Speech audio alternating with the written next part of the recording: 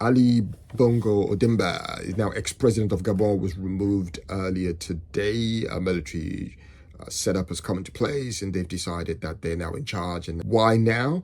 Why the coup? Who supports? Who benefits? A very natural question. Number one, we would say that it could be just an internal power struggle. Just somebody's decided, some of the military guys said, it's my turn. I want power now. That happens in some other countries. Even in so-called democracies like Nigeria, Tinubu's grab for power this time was what? It's my turn, it's my turn, it's my turn. So it could be an internal thing and power hungry.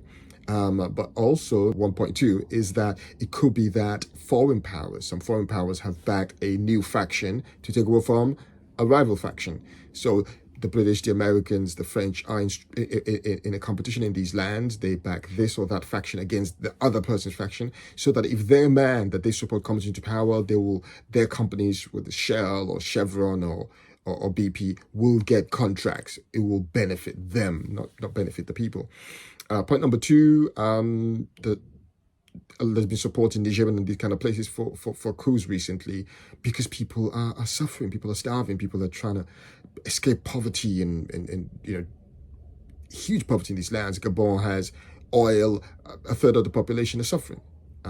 So there's a natural understanding when you see people support coups, support change. Point number three is that how do you really get change in these lands? And whether it's people now, the narrative will say, democracy is better than the military rule better than both of them. For me, how do you rule the people? Where do you get solutions from? And what we'll find is that the military and the civilians implement IMF dictates, implement capitalism, they privatize vital industries. There's very little difference. And really, the people in the region, they change. And I noticed that Ali Bongo is point number three. He had a copy of the Quran next to him. It's very sad that, Muslim rulers across the Muslim world don't implement what is in the Quran, the Khilafah system, and hence they don't give hope to the people. And that's something Muslims can bring to the table to think about at times like this.